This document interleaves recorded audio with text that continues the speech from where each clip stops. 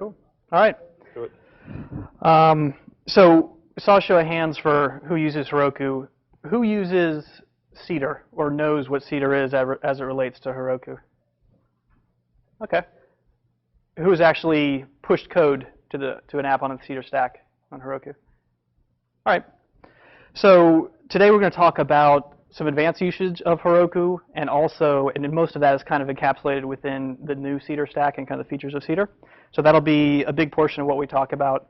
Then I'm going to hand the reins off to Blake, and he'll show you some fun stuff. So bear with me in the speaking part. So Celadon Cedar is our new stack, and fun piece of trivia. So our stacks are named after some obscure color and a tree. So our first one was Argent Aspen. Second stack was Badius Bamboo, Yep. which I looked up Badius, and I didn't see it in the dictionary, but it must be a color. And now we have Celadon Cedar. So a stack is basically our full routing stack. It's the HTTP layer, any routing layer, your app stack, and everything else. And the Ruby version, OS version, things like that. All that's encapsulated into a stack. So Cedar Stack is our newest. It has the same user experience of some of the previous stacks. The difference with Cedar is we made a conscious decision to give greater flexibility to you, the developers, so it's more open. There's less restriction around what Heroku, the platform provider, is giving you as application developers. We're trying to keep our fingers out from all different parts of the stack. If you were to deploy something, an example being some plugins that we automatically add if you deploy to the Bamboo stack, you'll notice if it uses the Postgres database, I think we automatically provide the PG gem if we don't find it for you. If you have the New Relic add-on, we automatically put the New Relic plugin into the compilation process and the deploy process. With Cedar, we're stopped doing all those steps on your behalf. So it's up to you, the developers. The contract now is that you are going to specify all the dependencies that your app needs. So even though we may know, yeah, you've got the New Relic add-on, we still want you to specify the version of the gem that you want to use. And it's just a much cleaner contract. There's no gray line between Heroku and you, the developers, and that makes things a lot cleaner.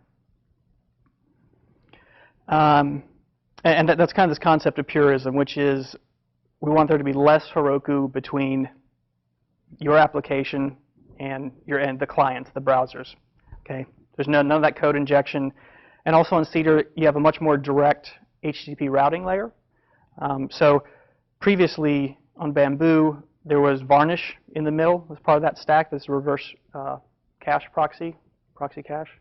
I don't know what that sequence is, and it's useful, right? It's useful for caching static assets, but it also hinders what you can do. Okay, you can't do any of the advanced HTTP 1.1 features like long polling, chunk responses, WebSockets, things like that with Varnish in the way. So again, this concept of purism, we're trying to take out as much as possible between you, the application developer, and your app and what your users are using. So that's another difference on the Cedar stack, is that is now out of the way. The biggest part of Cedar, the biggest change, is the process model. So web apps these days are much more complex than they used to be, right? It used to be a single process could run a web app. You spun up your Rails process, everything happened within there. It doesn't mean that's a single process, but it's a single type of process is what defined a web application. Now web apps have a lot of different logical components. You know, there's message queuing, there's maybe some sort of time-based process in there that does, runs reports on a certain amount of time, or does some batch job, or sends emails. And then you also have your web process. So a lot of different types of processes, and each of these processes have different scaling needs and a different life cycle associated with them. So we wanted a way to kind of solve this problem in a generic way, in a flexible way. And thankfully this has already been solved for the most part if we look to Unix for their process model. In the Unix process model, you have the command, okay, the thing to run bash or Memcache. The configuration of that process is through the environment variables and through the arguments that you pass into the command. And if you want to daemonize it or make it a managed process, then you have the various process managers like init tab, and I think Ubuntu has upstart. I think is what they call that. Okay. So how do we apply this to web apps? This model, this proven model on the Unix system to web applications. Well, with web apps, like I said before, now they're complex. So Unix is about managing a single process, that process model. But now a web app is kind of a collection. It's an aggregate of several different process types. So we need a way to be able to identify a process type and define it. We also need a way to specify the command. And we need to do both of these things in a portable fashion and in a language agnostic fashion. So Heroku is all about no lock-in, right? If you deploy to Heroku, there's nothing about what you did to your code to make it run on Heroku that isn't allowable and even recommended on other platforms. And language agnosticism, of course, Heroku is now multi-language. We cut our teeth on Ruby. That's still that's still our bread and butter. It's our first love, but certainly we're branching out to other languages. So we wanted to solve this in a portable and language agnostic way. And our solution is the Proc File. So a Proc File has two columns. The first column is the name of the process type. Okay. Here, this Proc File has a web process type, and that's important in Heroku, in the Heroku world, because the web process type has to be named web. That's how we know what to route the HTTP traffic to. Okay. So whatever you name web will receive HTTP traffic. Other than that, that's really the only naming constraint in this Proc File model. Here I've got another worker process and a clock process. You know, worker process might be something that processes messages on a queue. Clock might be something that does something at a regular interval. So second column is the command to run. And again, the real thing we're trying to push with Cedar is this, again, the purism concept, the symmetry between, local development on your laptop and what's running up on Heroku. In previous stacks, we would always run thin. Like if we recognize it as a rack or Rails app, we would run thin as the app server. You didn't have a choice about that. Now there's a lot of choice out there. We want you to be able to make that choice, so we give you full control with the Proc File. You specify the app server to run, in this case, thin. And then you see rescue being used for a background worker. Previously, delay job was kind of what was baked into Heroku. Again, we're opening it up. We want you to have that choice. It's still a very clean model. You're not having to specify too much configuration or anything. This is a very natural fit for you, is to specify the command to run. Because again, it's what you're running locally when you do development. It's the same thing we want to be running up on Heroku. So this is a somewhat contrived Proc File. I want to hop over and show you just a demo app here. I have an app that is basically, we have a single process that is daemonized, it's running, is managed by Heroku, listening to a Twitter stream for all tweets with the keyword Ruby in them. This is Twitter, so I'm sure there'll be some porn that comes across here, and you'll also be surprised to see how relevant Ruby Tuesday is still in American culture. But besides that, it's a pretty simple app. Okay, the stream process that receives, that stays open and is connected to the there you go, Ruby Tuesday, baby, and is connected to Twitter. And in this case, it pushes two messages onto the queue. One that says, hey, push this tweet to all clients that are connected, all browsers that are connected. And yeah, thanks, Blake. Yeah. That's Blake, the top one there. And then another one that says, persist to the database and make it searchable. So pretty simple concept. But even with this simple app, we're going to look at the Proc File here for this app. And we see, we've got 5 different process types.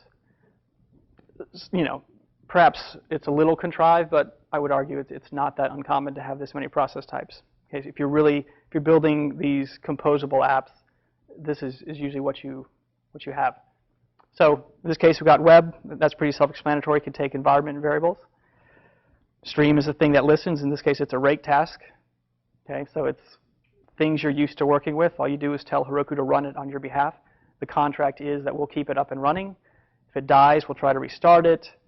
There's some back-off period. If it crashes twice in close succession, then we'll wait 5 minutes, try again, something like that. But it's a very simple contract. You tell us what to run on your behalf, and we'll run it.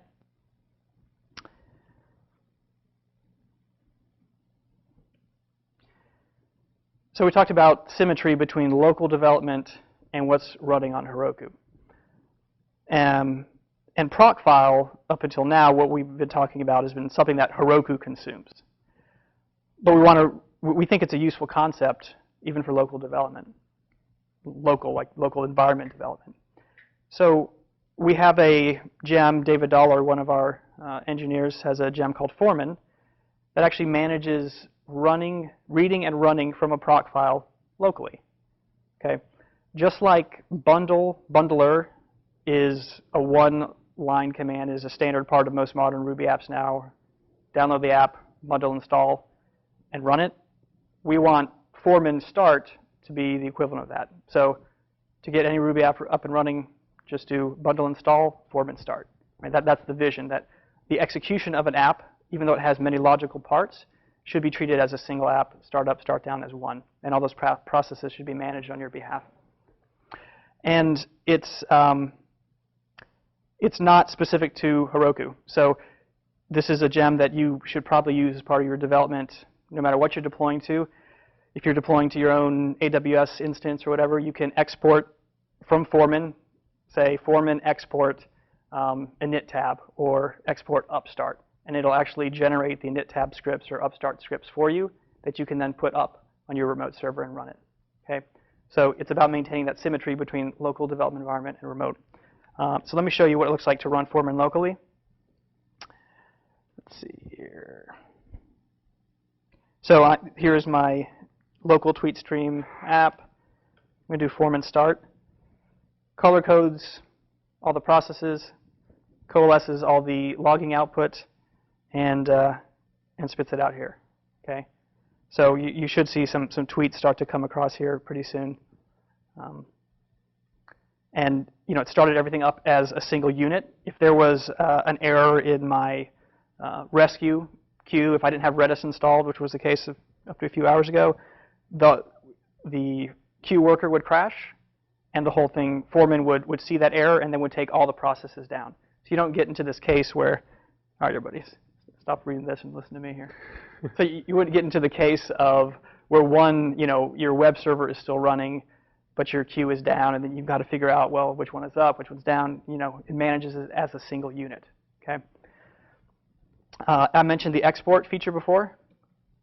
So if you're not deploying to Heroku, which obviously is a grave mistake, you still wanted to create your init tab scripts, you could do export init tab, make that part of your deployment process. God forbid if you're still using Capistrano. We were talking about this over lunch or dinner. I can't remember the last time you used Capistrano, but completely viable. So this is not a Heroku-specific tool. It's something we want, we think should be a part of how apps are developed. And even now, like when I pull a modern Ruby app down or modern Rails app, I definitely get disappointed if I can't do Foreman start, like if I don't see a proc file. It's become kind of one of the places I go to understand at a high level what this app consists of, how is it put together. So it's a really useful tool.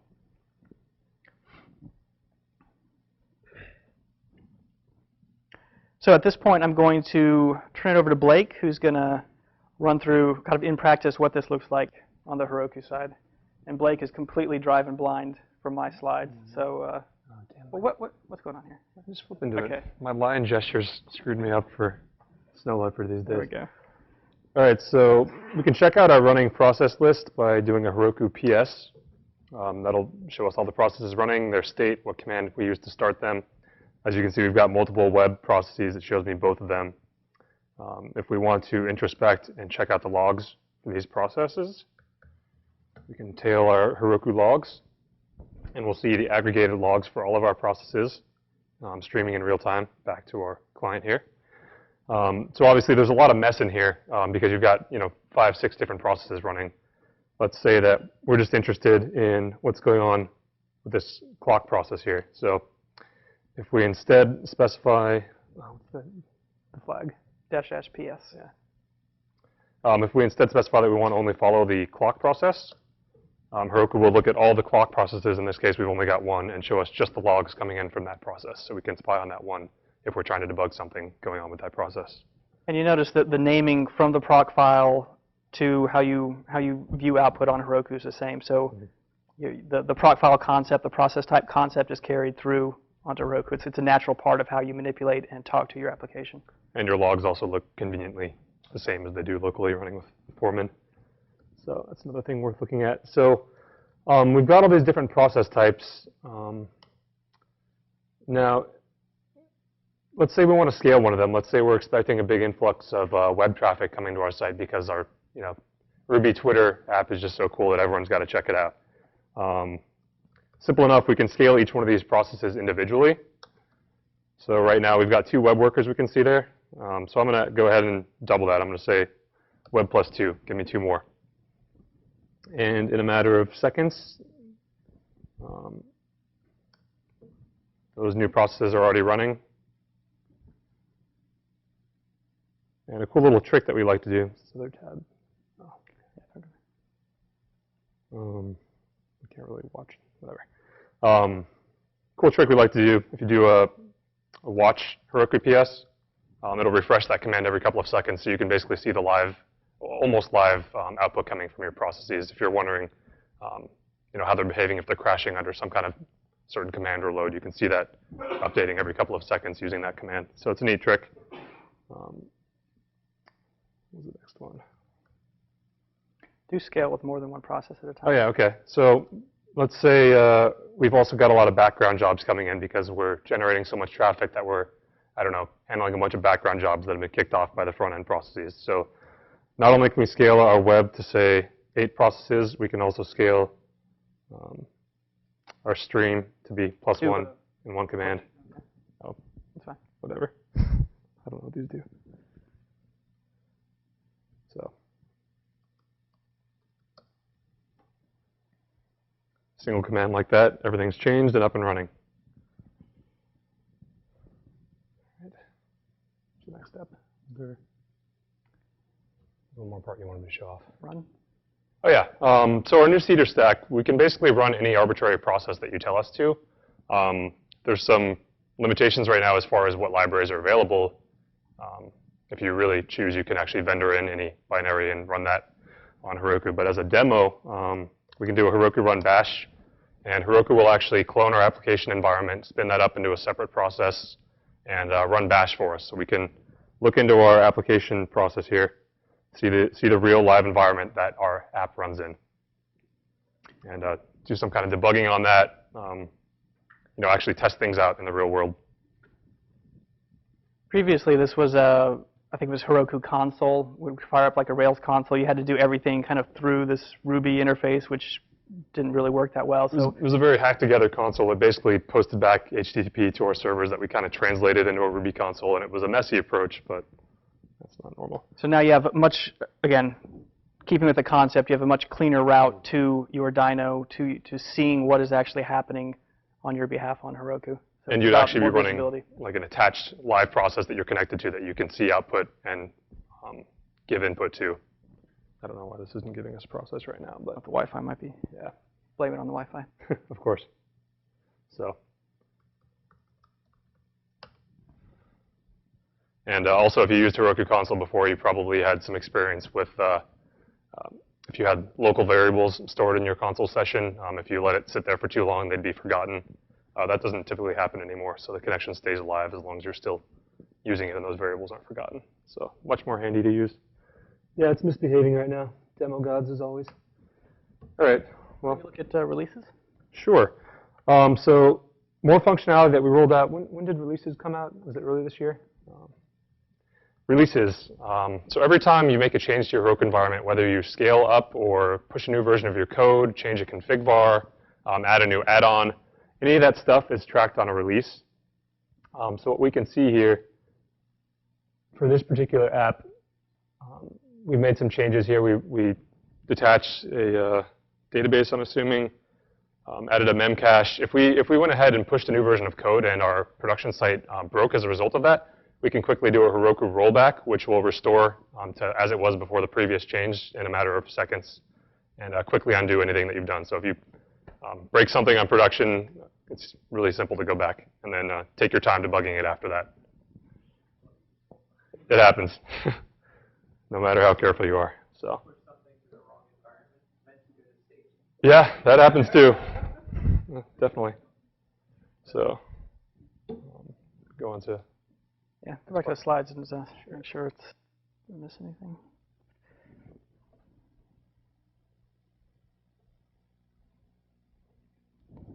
Log scale run. That's good. And then I think database is next. You want me to do it? Oh, sure. Yeah. Well, some more functionality that we rolled out recently as part of our dedicated database offering, database replication, as well as creating read slaves. So we have real-time streaming replication with a single command. You can go ahead and spin up an exact clone of your database, which will stay in sync in real time with your live production database. Or you can go ahead and create, we call it a fork, which is just a point-in-time read replica. If you're going to perform some heavy queries, maybe you're doing some data aggregation or just anything that's going to hammer your database and you don't want to put that load on your production database, you can just do a fork in a couple of minutes. That'll be available for you, and run your queries against that, shut it down afterwards, and you only pay for the time that you use. And that's charged as a separate database while you're using it, but it's entirely free in terms of the feature cost. There's no additional cost for being able to have this forking and following functionality except the cost of actually running that database. And so how you actually add the forking, or let's do follow, is when you're adding the new database. So the command to add a new dedicated database option is using the add-ons command. So Heroku add-ons, the database plan. You just pass in the follow command and the database name that you want to follow. You do that, and it's going to say, adding this new database to your app, and also following. And it's about a 3 to 5 minute process, maybe 3 minutes to get the new database instantiated and provisioned. Depending on the size of the master database, obviously that will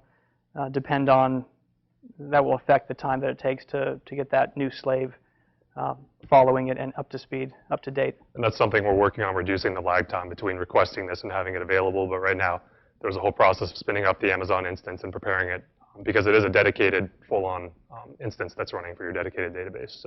So one command, and you've got a read slave. And now you can do application-level sharding or have a reporting database. I mean, the possibilities are pretty open there. So kind of an example of some of the more heavyweight features that you can get into on Heroku. Even though things are still managed very cleanly for you, you have a lot of power.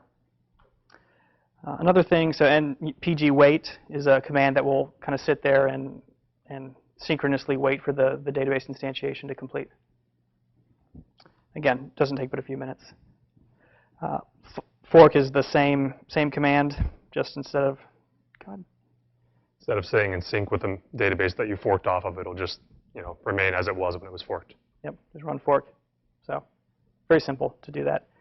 On the database management side, I want to talk about PG backups. This is definitely should be an essential part of any app that if you have a dedicated database on. Actually, does it work with shared databases as well? Do you know? I don't believe so. Does? Maybe it does. Okay. I thought it might. So you can add the PG backups add-on, and it gives you now a bunch of commands. So you can just list the backups that you have already. No backups captured. If you're about to do a big deployment, a lot of changes, you want to make sure that database migrations, you want to make sure you have a snapshot. Run PG backups capture. That'll go out, capture the database very quickly and very, very quickly. And there you have a backup. And now when I list PG backups, it has a name. In this case, it's B001. If I wanted to restore from a point in time, from a particular backup, I could do restore, and it would just restore from the most recent backup. I could also pass in the backup ID as well, and it would restore automatically. This does not mean that we're not also backing up in real time the dedicated database.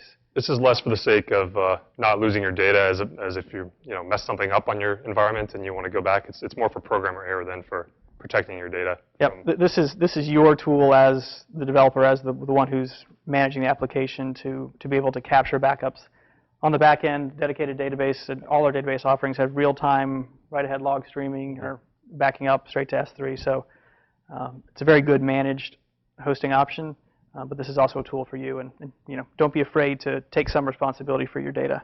And additionally, we have other increased plans for this add-on that allow it to automatically take snapshots every hour, I'm not sure exactly what the intervals are, but it'll take snapshots on your behalf, make those available to you in case you forget to take one before you make a change and you want to go back to before it was messed up. There's additional plans in place that make those fail-safes available. This is also really good if you want to export your data to local. We have a DB pull, which uses a TAPS gem. It's a little, sometimes there are incompatibilities. I've seen a lot of problems with TAPS. But if you want to get basically a PG dump, a Postgres dump of your data from production or whatever your remote Heroku environment is to locally, PG backups is the way to go. Capture the backup, do PG backups URL, and you'll get the S3 URL with an embedded key. I don't know how much time is built into that signature there, but this is the URL that you can now download the most recent PG dump locally and start playing with production data. So great if you want to debug anything locally from what's in production. So good option to have. We'll pull their language stuff on here soon, right? I took it out only because, but we can do that. Yeah, worth mentioning. Part of the big, big hoopla with our Cedar stack is being able to run any process. As part of that, we've also rolled out official support for Node.js and Clojure recently on our Cedar stack. So those run just as cleanly as any Ruby app that you've ever pushed to Heroku, and they're fully integrated and supported by us. There's also some unofficial appearances of other languages. If you spend some time searching on Hacker News, you'll see people that have played around and gotten Scala, Python, JRuby even maybe. There's JRuby via Clojure. Yeah, okay. Yeah. So, like I said before, essentially you can vendor anything you want to. You can compile a Go or a C process and include those binaries as long as they're compiled for our particular Ubuntu environment. You can run those on Heroku as a binary as well. You're a little limited as far as inbound routing access to those processes. Unless it's a web process right now, we don't provide any route from the outside world to get to it. We are kind of working on some stuff around that right now, but as of now, those can basically only initiate outgoing connections. But for any kind of heavy processing, whatever you want to do with anything you've written in C, you can do that also. I want to touch real quick on some best practices that we're identifying. The biggest being, as application developers, don't bind your app to a root address, Apex domain, what do they call it? Is that the formal Apex? So don't bind your app to myapp.com. Bind it to www.myapp.com. Okay? Doesn't mean users have to type www. Just provide a redirect from myapp.com to www. The reason being www via the DNS intricacies and nuances that there are with CNAMEs, which is that subdomain, we can basically control the underlying IPs that CNAME is pointed to. When you do www.myapp.com, in your DNS routing, you're actually going to say www points to proxy.heroku.com. Since we control the DNS for proxy.heroku.com, we control what IPs that point to. If your app is experiencing a denial of service attack, we have the authority to take out the IP that's under attack, put a new one in, and your app is fine, and we've handled it for you. If you've bound all your traffic to the root domain, the bare domain, you have bound it yourself, your DNS records, specifically to an IP address. We don't have the authority, obviously, to go in and muck with your DNS records, so our hands are kind of tied if something like that happens. This is the cloud way to do it. If you go to facebook.com, you get bumped immediately to www. Go to google.com, you get bumped to www. Apple, Microsoft, you name it. Any extremely large website is going to be doing this as best practice. It's just a limitation of DNS as it's written, and it's kind of what we're left with. It's a small thing, but it's easy to forget sometimes. And again, it doesn't mean that users have to type www. You can provide a redirect for that. I hate typing it as much as the next guy. But as far as an architectural issue, be sure to keep that in mind. Very much the same issue with SSL. We do still have an IP-based SSL offering. We're going to be moving away from that and providing only CNAME SSL offering, hostname SSL. Okay, for the same reason. Just the flexibility and the ability to manage certain situations on your behalf. Quick note on databases. Our shared database offering, we have a free one and like a $15 a month one, which are fine for low traffic apps. But keep in mind that dedicated databases are what we recommend for production applications. The consistency of performance is what you get with dedicated database offerings. If you start on a shared, that's fine, but a lot of times we see people just start on a shared because that's the easiest thing. It's given to you for free or by default. And then the minute anything real starts happening, you get really variable performance. It's really hard to understand what's happening. You said your app is at the database. Luckily with tools like New Relic, it's easier to pinpoint, but it can still be an issue. So definitely think about what your needs are from your application. If you do need the robustness of a production level database, if you do, then certainly use our dedicated database. Right now, there is a bit of a gap between our largest shared database and our smallest dedicated database. We're working on shrinking that gap by using, I guess, a multi-tenancy situation with our dedicated databases. So they won't be completely dedicated, but you'll get a lot more power than you do out of our current shared system where there's, I don't know, dozens or hundreds of customers potentially sharing the same server. It'll be like maybe 2 or 3 or 4 or something sharing the same server. So database resources are ephemeral. Not the data, the database resource. So you saw the ease of adding a new fork or follow of a database. We want you to be able to run a really expensive report at night, at 2 a.m. by, forking your database into a higher powered option, running the report, and then killing that fork. Right? These tools are easy to use up and down both directions because we want you to have the flexibility to use these tools for a very short amount of time, for burst, however you see fit. So think of them as part of your tool set. It's not some sacred resource that should never be touched. Okay, you've got the power to do things very, very easily, so please utilize them on Heroku. And then I mentioned this on the PG backups piece, but don't be afraid to take regular database snapshots for yourself. We can't protect you against fat fingering and other mistakes that happen. So don't be afraid to share responsibility for that data. And PG backups has a great utility, so at least make sure it's turned on. PG backups is with one of the auto backup plans. That's certainly the least you can do. So I want to kind of step back. Did any questions about, going back to the beginning, the process model, Proc File, how we're doing things on Cedar? There's a microphone. We're sorry about that. We're doing on time. Proc File interact with dynos. So if I set up like 2 background tasks and a web task, is that 3 dynos? Mm-hmm. So it's a 0 to n relationship. So if you define a process type, you can choose for it to have 0 dynos or 1 or 2, right? But it's basically a 1-to-1 process type. You can scale that out independently. Okay, so it's. And they're charged the same. They run in the same type Right, of environment. A dyno now is a much more generic term for kind of a compute resource. And our billing and everything about it is now in the dyno hour. So previously we had a concept, we kind of encapsulated it as a dyno month as kind of our unit of billing and our unit of usage. Now we're making that much more granular. Again, we want you to consider things to be very ephemeral. Feel free to just be very fluid with how you're treating your resources and your compute power. Mm-hmm. And so now everything is more on a dyno hour. So it's just a usage of a single compute instance for that bit of time. Did that answer your question? Did I miss it? Okay. Yes, there is none. No automated migration. No automated yet. Are there plans? It's difficult for a lot of reasons. So yeah, I'm not aware of a timeline around that. Okay. There's definitely getting started on Cedar documents that'll highlight all the differences between Bamboo and Cedar, things that you want to test out, and you're not going to want to immediately go from one day running a production application on Bamboo to the next day doing it on Cedar because there are differences in the routing stack. We've removed Varnish as a caching layer, so you may end up having performance issues as a result of that because you're no longer having that extra piece in place. But so there's an article on our Dev Center that talks about Cedar And the very last thing is migrating from Bamboo to Cedar. It basically says, make sure that your app runs on Ruby 192, which is the only version of Ruby that is supported on Cedar.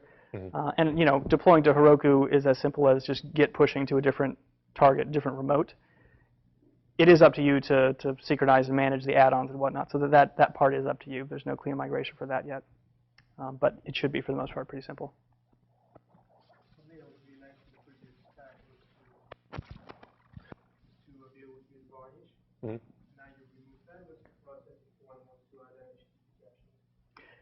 We recommend Memcache primarily, I think, as a caching replacement for Varnish. You can do, so Rat Cache is a nice middleware piece, and you can plug that into Memcache. It gives you the same functionality. You can also use a CDN. There's some options. You don't have to go heavyweight like Akamai. There's some intermediate options there if you're pricing-wise. But Rat Cache plus Memcache is. We've discussed it. I think it's still open, so we're interested in definitely hearing your feedback. So Varnish, as I said, got in the way of all the HTTP 1.1, like Node.js type functionality. Also, there are a lot of problems with the granularity of expiring your cache when using Varnish. We expired your cache every time you did a git push, or the asset expired itself based on the HTTP headers. That takes away a lot of control. Again, we want you on Cedar to be much more in control of your pieces. So that's kind of one of the sacrifices. Take out Varnish, but now Rat Cache with Memcache, you've got that control.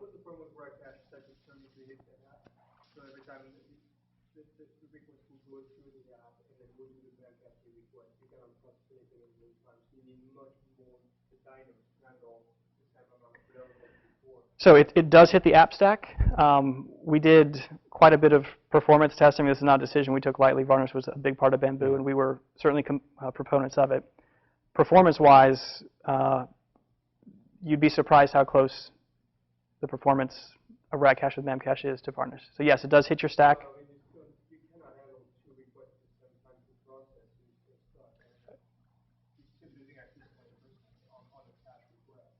Yeah. Yes, you do. Absolutely. So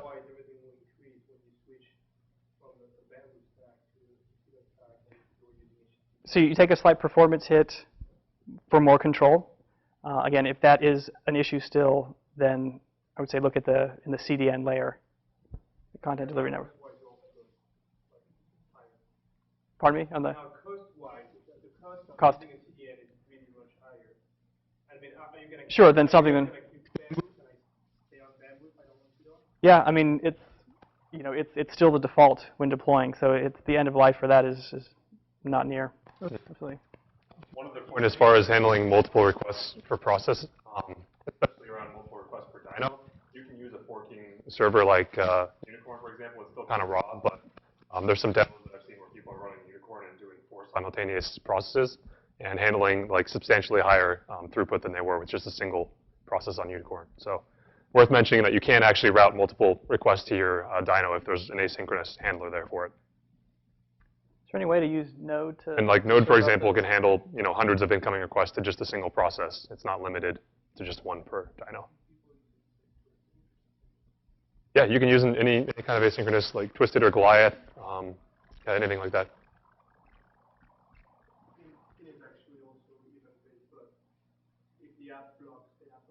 Mm. Yeah.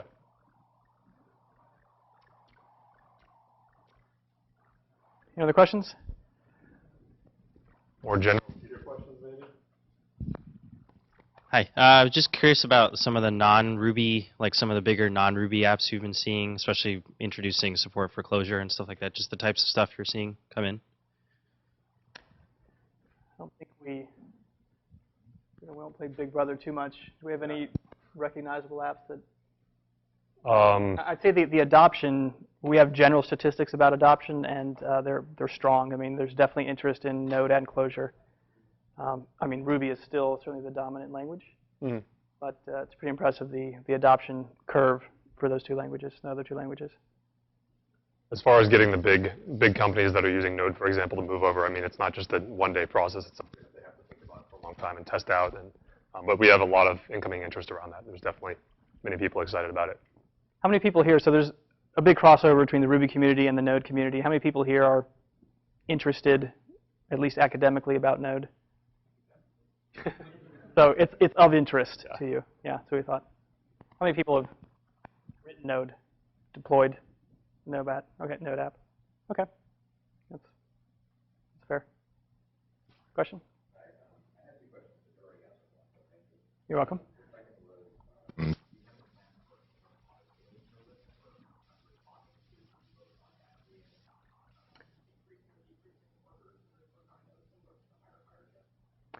We've never seen an auto-scaling algorithm that we were happy with in terms of not requiring the developer to place too many specific constraints on their app. You know, we're not just going to scale you from like 2 dynos to 1,000 because somebody starts hitting your app hard or DOSing you. There's just a lot of controls that have to be in place, and so we don't have any concrete plans to offer auto-scaling at this time. It's an ongoing interest, but it's a hard question to answer, right? Because it's not just about dump more resources into your app. Each app has a unique formula, ratio between resources on this process type. As this demand goes up, then this only needs to, you know, my worker process only needs to come up at half the speed that my web front end does, and things like that. So, and let's say you're still stuck on the same database, and you scale your web processes up from 10 to 100. I mean, you're going to be hammering that database. Your database is probably going to go offline as a result. So until we can figure out a way to define that in a clean way, as is the Heroku way, we haven't been able to do that yet, so we don't have an answer for that. There are some third parties that are trying to address that. So, you know, see if they suit your needs. Another question? Yeah. What version of Postgres are you using? Our shared databases are running on Postgres 8. I'm not sure the exact point number on that, but our dedicated offerings are on Postgres 9. Okay, there are 9. And then your replication, what are you using? Are you using Solani or using the replication streaming on 9? Replicated streaming, I think. Yes. Streaming replication, yeah. Okay, built on 9. And also, in real time, storing those streaming write-ahead logs to S3 just for failure scenarios. So if your disk goes offline, you still have a complete backup. Are the contrib libraries available on the Postgres instances? I'm sorry, what libraries? The contrib. Do you have the contrib libraries available? Not sure. If you have any on that? I know we've had requests to add a library in, and if it's not part of like DB-Link, for example. DB-Link. I don't know the specifics of which ones are available. We can get that answer for you. What about this? If you want to shoot an email to our support team, our data guys will get right on that and give you an answer. Or what about the spatial analysis stuff? Is that available too? I think there's actually an add-on. It's part of the, it's a part of the contrib. Yeah, the GIS. Okay. There's an add-on that does that using that module, that contrib on Postgres. Right. I don't know what's enabled by default for ours. So those are good questions, and we can get you the answer if you. Is there any functions that are not available that you're aware of? Like listen or notify, for example, if you're doing asynchronous communications with your database to a remote process. So you have listen and notify. Good. Yeah, that's it. There's some demos that are doing sort of like a pub sub type thing on Postgres 9. You path for compliance on Heroku? Not yet. We're interested in it, though. It's a request. Common request. Yep. So recently. we want to have an answer. We don't have it yet. Is that a request you have as well? I mean, is that important to you? Is it who do you work for? I mean, is it a company specific request? Okay. Are you using Heroku today, or is this a limitation to you adopting it? If we had PCI compliance, is that the only blocker? Would be a legitimate option? Okay, interesting. Maybe afterwards, just get a few minutes of your time, because we're definitely trying to gather some real world scenarios and constraints and understand what your needs are. Other question? Are there plans to diversify with respect to services to prevent things like TCP failures from taking over? So multi-region support is certainly something that we're looking at much more aggressively after the recent AWS issue, and that's something we talked about on our blog. But that's a big effort. So we highlighted a lot of the things that we're going to be doing, specifically moving away from EBS as a storage medium for our instances. We just don't have any faith in it anymore. So there's a lot of things that we're kind of escalated as a result of that outage. As well as even just an internal review of single points of failure even within our own stack. So it's more about just the stability of the overall platform and not just one thing, multi-region, right? There's lots of layers that maybe improvements could be had. So we're definitely taking a look at all of them. Mm-hmm. To see real diversity, not just Amazon diversity. Ultimately, no matter how much they tell you there's no single point of failure, there always is when you stay in one stack. And we have it's as you would imagine a very large problem both from an engineering perspective and a product perspective. I mean, with our add-on ecosystem, how do you handle an add-on like Memcached where latency matters greatly? You need to be in the same region as your app. So we have this ecosystem that we need to organize as well as just a core platform feature of multi-region. So it's a pretty big undertaking, but we're aggressively looking at it. Patrick, we're out of time.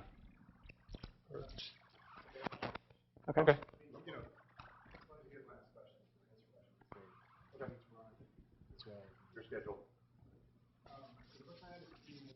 Request. I was noticing, if you log into your account,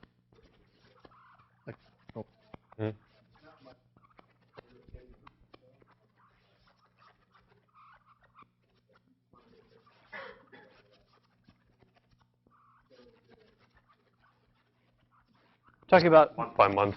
talking about like stuff. billing history or application usage history. Okay. Mm-hmm.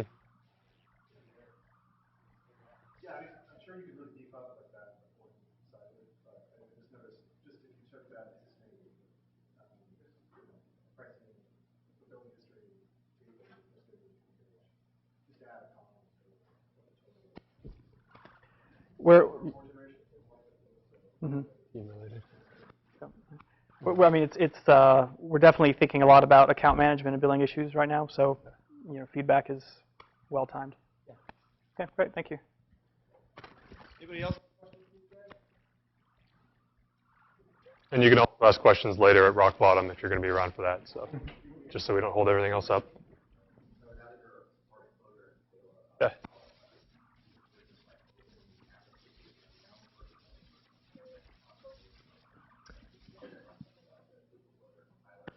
I'm from Ruby. Right. So right now, each language has a different runtime environment. For example, if you're running a Clojure app, Ruby is not available in your runtime. Same thing with Node. So as far as being able to access a Clojure runtime within Ruby, you can't do that right now. And there's no specific Scala support also yet, but except sort of a hackish way. Official. Yeah, no official support. Yeah. But so what was the other part? That was it. Okay. Is that cool? All right. Hey, goodies. Oh, we're hiring. Save We're this for the hiring raffle. too. Oh, Check out we our are job hiring page. like crazy. Well, not like crazy, but we have a lot of openings right now. So please check out our jobs.heroku.com site. Got about 5 or so T-shirts up here too. So We'll give those at the end. All right. thank you. Thanks a lot.